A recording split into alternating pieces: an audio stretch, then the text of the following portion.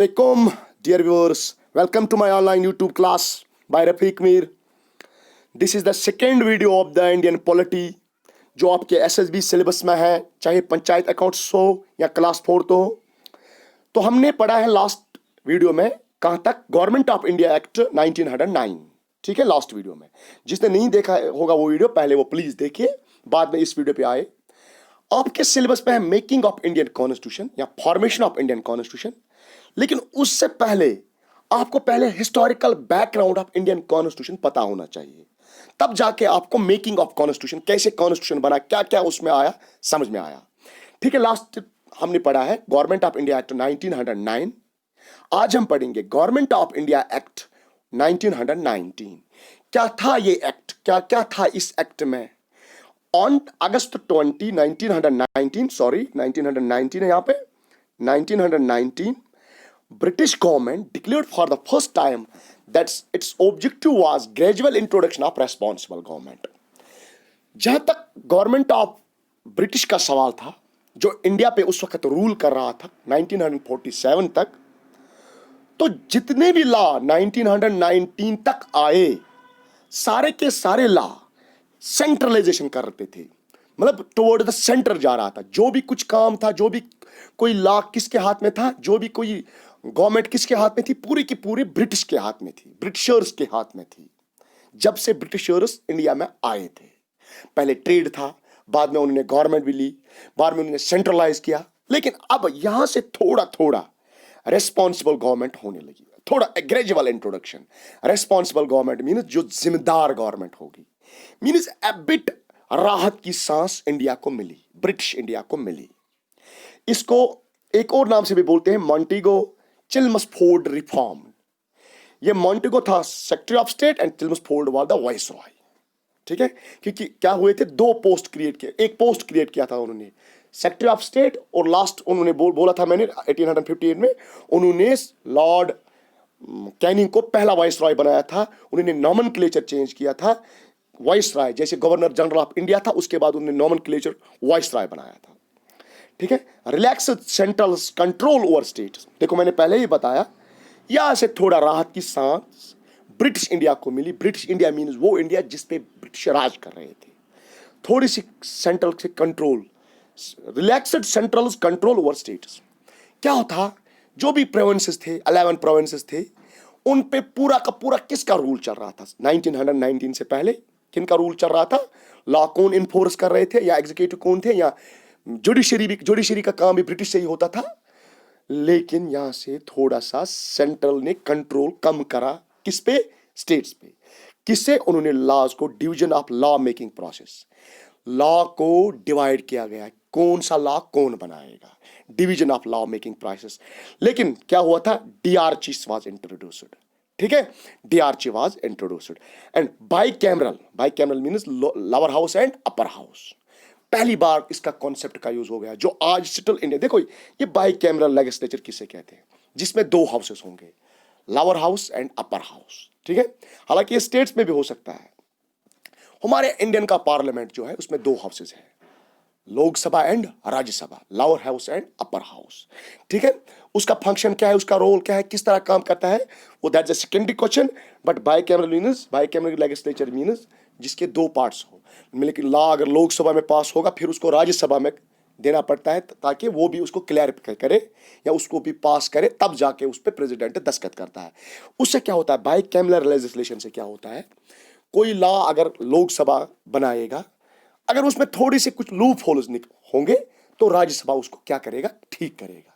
इससे hasty decision उसको क्या किया गया, थोड़ा सा कंट्रोल किया जाएगा। ठीक है, and first time direct election in the country. पहली बार 1919 में किसकी बात हो गई थी, डायरेक्ट इलेक्शन की। उससे पहले क्या होता था, नॉमिनेटेड पे मेंबर्स को लिया जाता था, लेकिन अब इलेक्शन का कॉन्सेप्ट हो गया। हालांकि इतना भी नहीं, बहुत सारी कम पॉपुलेशन को इलेक्शन, मतलब वोट, राइट टू वोट मिला, पूरी पॉपुलेशन को नहीं, जिस तरह आज है adult franchise. Extend principle of communal representation, एक और चीज जो 1919 में आई थी, communal representation of Muslims and Hindus, लेकिन अब थोड़ा सा इनहेंस हो गया। अब सिक्स को भी क्या मिला, रिप्रेजेंटेशन मिली। इंडियन क्रिश्चियंस जो है उनको भी रिप्रेजेंटेशन मिली, जो यूरोपियंस यहां पे हैं उनको भी क्या मिली, अपनी रिप्रेजेंटेशन मिली किसमें, लॉ मेकिंग प्रोसेस में। उससे पहले क्या था, 1909 से पहले बिल्कुल सारे ब्रिटिशर बना रहे थे, अब इंडियंस को भी लिया, लेकिन अब उन्होंने बोला इंडियंस में हिंदू भी लेंगे और मुस्लिम भी लेंगे, ठीक है, ये डिवीजन था, एक किस्म का डिवीजन अब था, डिवाइड एंड रूल पॉलिसी थी, लेकिन अब उन्होंने इसको और एक्सटेंशन किया, 6 इंडियन क्रिश्चियन यूरोपियन। हालांकि आईएनसी ने इन चीजों, इंडियन नेशनल कांग्रेस जो उस वक्त की क्या थी, फ्रीडम फाइटिंग पार्टी थी, उसने उस वक्त इन चीजों को रेजिस्ट किया था, ये गलत कर रहा है, ब्रिटिश कर रहा है गलत। लेकिन बाद में जब कॉन्स्टिट्यूशन बना, इन चीजों को कहीं ना कहीं जगह मिल गई, हालांकि कम्युनल बेस पे नहीं, कुछ और बेस पे मिली, लेकिन राइट्स मिल गई, माइनॉरिटी बेस पे मिल गई, ठीक है ना। 6 की यहाँ एंग्लो इंडियंस को माइनॉरिटी बेसिस पे क्या रिप्रेजेंटेशन है पार्लियामेंट में, मुस्लिम्स को है, वुमेन्स को है, ठीक है। ओके, चलते हैं next. Granted franchise to limited number of people on the, देखो वोट भी किस प्रकार पे मिला, 1919 एक्ट में इंडियंस को वोट मिला ब्रिटिशर्स के जरिए, क्योंकि लॉ कौन बना रहे थे उस वक्त, ब्रिटिशर्स बना रहे थे, बर्तानिया के लोग बना रहे थे, क्योंकि हम कॉलोनी थी, इंडिया एक कॉलोनी थी ब्रिटिश की। किस पे वोट मिला, on the basis of property, जिसकी जितनी प्रॉपर्टी है उसको वोट मिलेगा। सपोज उन्होंने कोई लिमिट रखा होगा, जिसकी 1 करोड़ से ज्यादा इनकम है उसको वोट है। टैक्स, जो गवर्नमेंट को सबसे ज्यादा टैक्स देता होगा उसको वोट मिलेगा, और कौन ज्यादा एजुकेटेड है, मीन्स ये राइट टू एडल्ट फ्रेंचाइज नहीं था। जो एडल्ट फ्रेंचाइज है, हर कोई शख्स जो 18 ईयर्स से एबो है, पहले 21 था, अब 18 कर दिया गया 1989 में। ओके, जो भी बंदा 18 ईयर्स से एबो है उसको राइट टू वोट है। ये कब आया, जब इंडिया आजाद हो गया, उसको कहते हैं एडल्ट फ्रेंचाइज। लेकिन उससे पहले क्या था, 1919 एक्ट क्या कहता था, वोट उसी को मिलेगा जिसकी ज्यादा प्रॉपर्टी होगी, जो ज्यादा टैक्स देगा, जिसकी जितनी एजुकेशन होगी। एक और चीज हो गई, establishment of public service commission, 1926 में एक पब्लिक सर्विस कमीशन बनाया गया। पब्लिक सर्विस कमीशन होता क्या है, जो सिविल सर्वेंट्स को रिक्रूट करता है, ठीक है, चाहे आईएएस हो, आईपीएस हो, आईएफएस हो, यह यूनियन लेवल के या स्टेट लेवल के ऑफिसर्स हो, जो रिक्रूट करता है एक बोर्ड, ये कमीशन आया। पहले पहले क्या था, बिल्कुल ब्रिटिशर्स, आईसीएल था, ब्रिटिशर्स अपॉइंट होते थे, बाद में उन्होंने इंडियंस को भी ले लिया, लेकिन अब क्या बन गया, अब यहां पे पब्लिक सर्विस कमीशन बन गया, कहां पे, इंडिया में। और बजट जो था पहले मिक्स अप, अब स्टेट और सेंटर का बजट अलग बन गया, स्टेट का बजट अलग बन गया, ठीक है। नेक्स्ट, तो साइमन कमीशन, हालांकि 1910 हर 10 साल के बाद लॉज को रिव्यू किया जाता था, हर 10 साल के बाद, लेकिन 2 साल पहले एक कमीशन लाया गया, that's called A Simon commission. तो क्या था ये साइमन कमीशन, हाँ, अब क्या था साइमन कमीशन में, ये एक ब्रिटिश पार्लियामेंट का मेंबर था, उसके जितने भी बाकी मेंबर थे साइमन कमीशन के सारे ब्रिटिशर्स थे। इस पे आपने देखा होगा हिस्ट्री में एक बहुत बड़ा स्लोगन भी यूज हुआ होगा, गो साइमन गो बैक, क्योंकि Indian National Congress under the guidance of Gandhi ji, उसने उसको क्या किया था, उसने उसका कहा ये कमीशन यहां पे नहीं चलेगा। क्यों, अरे भाई इसमें तो किसके मेंबर थे, सारे ब्रिटिशर्स मेंबर थे, तो ये कहां से चलेगा ये कमीशन। और एक और चीज, इस कमीशन की वजह से 3 राउंड टेबल कॉन्फ्रेंस लगी, किसके जरिए, इंडियन नेशनल कांग्रेस और ब्रिटिश के बिटवीन, ठीक है। इस कमीशन ने क्या किया, प्रपोज किया एबॉलिशन ऑफ डायरची। हाँ सॉरी, मैं भूल गया था, डायरची कुछ नहीं था।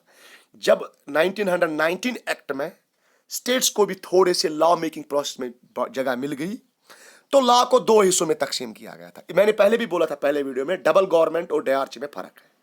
डबल गवर्नमेंट मैंने बताया था क्या है, लेकिन डीआरसी डबल गवर्नमेंट 2 कमीशन थे, 2 बोर्ड्स थे, board of control and court of laws, court of directors, उनका अलग अलग काम था। लेकिन डीआरसी क्या था, डीआरसी सेंट्रल के लॉज को 2 हिस्सों में तकसीम किया गया था। फिर सुनो, प्रोविंशियल लॉज को 2 हिस्सों में तकसीम किया गया था। एक का नाम था ट्रांसफर्ड, दूसरा का नाम था रिजर्व्ड। जो ट्रांसफर्ड सब्जेक्ट थे उनको एडमिनिस्टर कौन करेगा, गवर्नर, लेकिन with the aid of ministers responsible था लेजिस्लेटिव काउंसिल। पहले वो मिनिस्टर से या लेजिस्लेटिव काउंसिल से क्या लेगा, एडवाइस लेगा, तब जाके वो इस ट्रांसफर्ड सब्जेक्ट पे क्या करेगा, काम करेगा। दूसरा होता है रिजर्व्ड। रिजर्व्ड वो पार्ट होता है एडमिनिस्ट्रेशन का जो गवर्नर खुद करता है without the consultation of the ministers, this scheme is called the dyarchy. This scheme is, ये स्टेट्स में सेंटर ने स्टेट को हक दिया था, चलो कोई कोई लॉ बना सकते हो, कौन सा law, transport law with the aid and administrate of governor. लेकिन गवर्नर को कौन, गवर्नर को कंसल्ट किसको करेगा, मिनिस्टर्स को कंसल्ट करेगा, जो लेजिस्लेटिव काउंसिल के मेंबर्स होंगे। लेकिन जो रिजर्व्ड सब्जेक्ट होंगे, it is only administered by the governor and his executive council without being responsible to the legislative council. Legislative council को वो क्या करेंगे, ना उसके लिए रेस्पॉन्सिबल है, ना उनसे वो बताएंगे। ठीक है, इसको खत्म किया गया था क्योंकि ये लग रहा था कि ये ठीक चीज नहीं है। और establishment of federation between British India and princely states, बहुत अच्छा। ब्रिटिश इंडिया और प्रिंसली स्टेट्स के दरमियान आपस में क्या किया गया था, federation. Federation mean mutual understanding, means British India और प्रिंसली स्टेट्स क्या करता है, जिस तरह फेडरेशन किसे कहते हैं।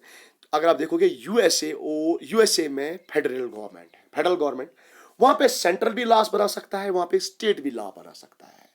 ठीक है, वहां पे सेंट्रल लॉ अलग चलते हैं और स्टेट लॉ अलग चलते हैं। ठीक है, ये आपस में उन्होंने अब फेडरेशन बनाई बिटवीन द ब्रिटिश इंडिया और प्रिंसली स्टेट्स। ठीक है, कंटिन्यूएशन ऑफ कम्युनल रिप्रेजेंटेशन, जिस पे एजिटेशन हुई थी, कम्युनल रिप्रेजेंटेशन, सिख्स को अलग वोट, मुस्लिम्स को मुस्लिम अलग वोट, एंग्लो इंडियंस को अलग वोट, इस पे क्या हुई थी, ये उसको कंटिन्यू किया गया था। हालांकि ये भी इश्यू था उस वक्त का, लेकिन साइमन कमीशन ने बोला इसको कंटिन्यू कर लो। To apply these suggested recommendation there was 3 round table conference built but all in vain. 3 round table conference हो गई इस साइमन कमीशन को हिंदुस्तान पे लागू करने के लिए, लेकिन सारे के सारे क्या हो गए, फेल हो गए। ओके, नेक्स्ट था 7 कम्युनल अवार्ड। हालांकि 6-7 थोड़ा साइमन कमीशन या कम्युनल अवार्ड हालांकि पढ़ने जरूरी नहीं थे क्योंकि हिस्ट्री के पार्ट है, लेकिन थोड़ा सा आइडिया मिलेगा कि कम्युनल रिप्रेजेंटेशन क्या था, बाद में इन चीज़ों को कॉन्स्टिट्यूशन में कैसे जगह मिल गई। At end of the day जो ये 2 वीडियो है, पहला वीडियो और ये वाला वीडियो, इनका आइडिया है कि कॉन्स्टिट्यूशन में किस किस चीज़ को कैसे लगाया। सपोज वहां पे मुस्लिम्स को अलग वोट मिला, या राइट टू, या वुमेन्स को अलग रिप्रेजेंटेशन मिली पार्लियामेंट में या असेंबलीज में, तो कहीं ना कहीं कंसेप्ट पहले से ही था। या डिप्रेस्ड क्लास SC STs को अलग रिप्रेजेंटेशन मिली, चाहे लेजिस्लेटिव असेंबलीज हो या लेजिस्लेटिव काउंसिल हो या पार्लियामेंट हो, लेकिन आइडिया कहां से मिला। दैट इज वाई मैंने बोला कि हिस्टोरिकल पार्ट इंपॉर्टेंट होते हैं पहले कॉन्स्टिट्यूशन पढ़ने के लिए। 7th कम्युनल अवार्ड, ये क्या था, इन अगस्त 1932 रामसाई मैकडोनाल्ड, ये उस वक्त के ब्रिटिश के प्राइम मिनिस्टर थे, उसने एक और रिप्रेजेंटेशन बोली, किनके लिए, माइनॉरिटीज के लिए, डिप्रेस्ड क्लास के लिए, SCs STs के लिए। इसलिए हालांकि इनका मोटिव दिमाग में था डिवाइड करना हिंदुस्तान को, लेकिन बाद में इन चीजों का फायदा इंडियन कॉन्स्टिट्यूशन में आ गया।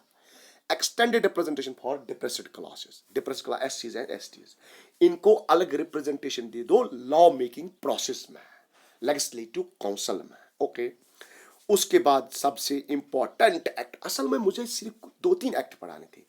ये एक्ट जो है गवर्नमेंट ऑफ इंडिया एक्ट 1935 सबसे इंपॉर्टेंट एक्ट माना जाता है। क्यों? So far constitution is concern, why, because 60 to 65% of the Indian Constitution is based on the Government of India Act 1935, जो इंडियन कॉन्स्टिट्यूशन का स्केलेटन है, मैन फ्रेमवर्क है, that is depends upon the government of India act 1935। क्योंकि 1934 में क्या हुआ था, एक आइडिया मिला था MN रॉय के जरिए कि कॉन्स्टिट्यूशन को बनाया जाए। हालांकि वो मैं बाद में पढ़ाऊंगा कैसे हुआ। तो क्या था ये 1935। अगर आपसे कोई बोलेगा इंडियन कॉन्स्टिट्यूशन में सबसे ज्यादा कहां से चीजें आई है, that is the government of Indian act 1935। हालांकि बाकी मुल्कों से भी आए हैं, फॉरेन कंट्री से, कुछ आइडियोलॉजी गांधी जी के भी थे, ठीक है, लेकिन यहां से 60 to 65% of the Indian constitution माना जाता है कि मैन फ्रेमवर्क या skeleton of the Indian constitution is based on the government of India act 1935। Act, important act so far Indian constitution is concerned. Okay, ये सबसे लेंथी डॉक्यूमेंट है, इसमें 321 sections हैं और उसके 10 शेड्यूल्स हैं। ओके, इसने क्या क्या प्रपोज किया था, establishment of all India federation. हालांकि ऑल इंडिया फेडरेशन फिर नहीं आया क्योंकि इंडिया प्योरली फेडरल नहीं है, इंडिया काजी फेडरल है, हाफ फेडरल है, कुछ फीचर्स इंडियन कॉन्स्टिट्यूशन के यूनिटरी भी है, कुछ फीचर्स फेडरल के भी है, लेकिन इसने बोला था कि all India federation, Seattle federation का कॉन्सेप्ट यहीं से आया था। एक्ट्स को, ये इंपॉर्टेंट चीज है भाई मेरे, ये इंपॉर्टेंट चीज है, एक्ट्स को डिवाइड किया था। एक्ट ने डिवाइड किया power between centre and state in 3 terms of 3 lists. Power को डिवाइड किया गया था 3 लिस्ट्स में, federal list, provincial list, concurrent list और रेसिडिव पावर ऑफ द वाइसरॉय। देखो क्या था, आजकल फेडरल लिस्ट को यूनियन लिस्ट बोलते हैं इंडियन कॉन्स्टिट्यूशन में। क्या होता है फेडरल लिस्ट? ये वो चीजें होती हैं जिसपे सिर्फ सेंट्रल गवर्नमेंट लॉ बना सकती थी। उस जमाने का फेडरल लिस्ट किसको कहते थे? जिसपे सिर्फ कौन लॉ बना सकता है? सेंट्रल लॉ बना सकता था। प्रोविंशियल लिस्ट जिसपे सिर्फ प्रोविंस लॉ बना सकते थे, आज उसको कहते हैं स्टेट लिस्ट, जिसपे सिर्फ स्टेट लॉ बना सकते हैं। जैसे मैं ऐसे समझाऊंगा, अगर डिफेंस के बारे में कोई लॉ बनाना होगा, डिफेंस के बारे में, तो सपोज आज चाइना और इंडिया के लिए थोड़ा सा डिस्प्यूट चल रहा है आपस में, अगर कोई लॉ बनाना है, ये लद्दाख नहीं बनाएगा, ये जम्मू कश्मीर नहीं बनाएगा, ये तमिलनाडु में नहीं बनाएगा, ये बनाएगा central government. This is called as federal law. This law is in the federal list और यूनियन लिस्ट। अब उस वक्त फेडरल कहते थे, अब यूनियन लिस्ट कहते हैं, ठीक है। अब इरिगेशन के लिए कोई लॉ बनाना होगा, इरिगेशन के लिए लॉ बनाएगा स्टेट, क्योंकि उसको पता है कहां से कैसे इरिगेशन लानी है, तो that is a provincial law या state list. This law is in the state list. और होता है कॉन्करेंट, जिसपे दोनों लॉ बना सकते हैं। जैसे एजुकेशन, एजुकेशन पे सेंट्रल भी लॉ बना सकते हैं, इसीलिए एसएसए स्कीम है, या स्टेट भी लॉ बना सकते हैं, तो ये दोनों में है। And restrictive power, restrictive power होता है ऐसा लॉ, सपोज जब हमारा कॉन्स्टिट्यूशन बना तब कंप्यूटर का कॉन्सेप्ट नहीं था, सॉरी मोबाइल का कॉन्सेप्ट नहीं था, इंटरनेट का कॉन्सेप्ट नहीं था, तब जाके इंडियन गवर्नमेंट को पता नहीं था कि हम स्टेट लिस्ट में लाए, स्टेट लिस्ट में लाए या यूनियन लिस्ट में लाए। लेकिन आज इंटरनेट के जरिए साइबर क्राइम या बाकी क्राइम होते हैं, तो सेंटर को अगर वक्तन फवक्तन किसी लॉ की, जो नया कोई लॉ बनाने की जरूरत पड़ी, तो किसको दिया जाए? उस जमाने में इस एक्ट के जरिए किसको रखा था? वाइसरॉय। आज के जमाने में president of India, president means parliament of India. Okay, act को डिवाइड किया था। इस एक्ट ने पावर को सेंट्रल और स्टेट्स के दरमियान डिवाइड किया था। क्या इसमें? फेडरल लिस्ट जिसमें सिर्फ कौन लॉ बनाएगा? सेंटर। प्रोविंशियल लिस्ट जो स्टेट लॉ बनाएगा। फेडरल मीन्स उस वक्त का federal means British India law बनाएगा। प्रोविंस मीन्स स्टेट लॉ बनाएगा। कॉन्करेंट मीन्स बोथ लॉ बनाएंगे। रेस्ट्रिक्टिव पावर अगर कोई होगा, कौन लॉ बनाएगा? वाइसरॉय। ओके, फिर इन 3 लिस्ट को, इन 4 लिस्ट को बिल्कुल इसी तरह हो बहु किस में लगाया था? इंडियन कॉन्स्टिट्यूशन में लगाया था। वहां पे पढ़ाऊंगा यूनियन में कितने हैं, प्रोविंस में कितने हैं, कॉन्करेंट में कितने हैं। ओके, और क्या उसने किया था? जो साइमन कमीशन या 1919 एक्ट में आया था, डीआरजी, साइमन कमीशन ने उसको अब बोला था कि उसको एबॉलिश कर लो, फिर उसको एबॉलिश किया गया था इन द प्रोविंसेस। प्रोविंस में इसको एबॉलिश किया था, सेंटर में कंटिन्यू रखा गया था। And introduced provincial autonomy, a bit of freedom मिल गई थी किनको? प्रोविंस को, क्योंकि अब उनको हक है लॉ बनाने का, ठीक है। In its place introduced bicameral legislature. पहले बाइकैमरल लेजिस्लेचर सिर्फ सेंटर में था, अब स्टेट्स में भी लगाया। आज भी बहुत सारे स्टेट्स में क्या है, जेएंडके में भी था बाइकैमरल, मींस यहाँ पे लेजिस्लेटिव काउंसिल भी होता है, यहाँ पे लेजिस्लेटिव असेंबली भी होती है। हालांकि सारे स्टेट्स में नहीं है, 6 to 7 स्टेट्स में है जिसमें क्या है? Bicameral legislature. अदरवाइज बाकी सारे स्टेट्स में नहीं है legislature. In 6 out of 11 provinces, उसमें बिहार था, मद्रास था, बॉम्बे था, ठीक है, बंगाल था, उनमें क्या लगाया गया था? Bicameral legislature. Further extended communal representation. लेकिन गवर्नमेंट ऑफ इंडिया एक्ट ने भी क्या किया था? कम्युनल रिप्रेजेंटेशन को क्या किया था? फर्दर एक्सटेंड किया था। किन के लिए? फॉर वुमेन्स, जो आज भी है, एंड फॉर लेबर्स, ये वाला नहीं है, वर्कर्स के भी क्या बोला था? इनकी भी रिप्रेजेंटेशन होनी चाहिए पार्लियामेंट में या लॉ मेकिंग प्रोसेस में या प्रोविंशियल लेजिस्लेचर में। और जो वोट पहले था किनको? टैक्स पेयर्स को, हाईएस्ट पेएबल इनकम को या हाईएस्ट एजुकेटेड को। अब नहीं, अब फ्रेंचाइज को 10% और लोगों में क्या किया गया था? एक्सटेंड किया था। अगर 2% लोग वोट डाल सकते थे, अब 10% वोट लोग डाल सकते हैं, ठीक है। रिजर्व बैंक ऑफ आरबीआई खोला गया था। अगर आपको कोई बोलेगा आरबीआई किस एक्ट के जरिए आया? रिजर्व बैंक ऑफ इंडिया, जो पूरी मॉनेटरी पॉलिसी या मनी को कंट्रोल करता है इंडिया में, तो किस एक्ट के जरिए आया था? 1935। And public service commission at provincial level. हालांकि स्टेट सेंट्रल लेवल पे तो आया था, अब स्टेट लेवल पे भी आया, या जॉइंट पब्लिक सर्विस कमीशन। कहीं कहीं क्या होता है, दो स्टेट्स के दरमियान एक ही पब्लिक सर्विस कमीशन होता है। इस्टेब्लिश फेडरल कोर्ट, अब सुप्रीम कोर्ट, हालांकि 1773 में कोलकाता में आया था, लेकिन इस लॉ ने बोला कि सुप्रीम कोर्ट कहां पे होना चाहिए, दिल्ली में होना चाहिए। ओके, तो ये था all about, this was all about historical background of Indian constitution. इंशाल्लाह नेक्स्ट वीडियो में हम पढ़ेंगे, नेक्स्ट वीडियो में हम पढ़ेंगे क्या, making of Indian constitution. Indian constitution कैसे बना, कौन कौन मेंबर था, कितने मेंबर थे, किस कमेटी का कौन चेयरमैन था, कौन लॉ कहाँ से लाया गया, कैसे लाया गया, कितने दिन लगे, कितने पैसे लगे, कौन कौन को किस किस को कंसल्ट किया गया था, कब से लॉ बनना शुरू हो गया, कब अप्लाई हो गया। इंशाल्लाह ये नेक्स्ट वीडियो में हम बड़े डिटेल्ड के साथ लाएंगे। हमने इसमें 2 वीडियो इसलिए दिए क्योंकि हमने डिटेल्ड पढ़ाया। हम नहीं चाहते हैं एसएसबी या के से कोई भी क्वेश्चन इस टॉपिक से छूट जाए। हालांकि अबिट, मैं फिर बोलूंगा, a bit historical background of Indian constitution a bit मुश्किल है पढ़ाना, लेकिन मैंने आपके लिए रास्ता आसान बनाया है। एग्जाम्स आने वाले हैं, 1-2-3 महीने में एग्जाम्स होंगे। 1 महीना तक मुझे लगेगा हिस्ट और मुझे जेके के कुछ टॉपिक पेंडिंग है, मैथमेटिक्स के या पॉलिटिक्स के, 1 महीना मुझे लगेगा। तो अकाउंटेंसी नहीं हो जाएगा, अब इकोनॉमिक्स हो जाएगी। तो इंशाल्लाह होप कि आपको समझ में आ रहा है। अगर समझ में आ रहा है, डिटेल्ड इन्फॉर्मेशन दे रहा हूँ, तो please share and subscribe my channel. Okay, all the best.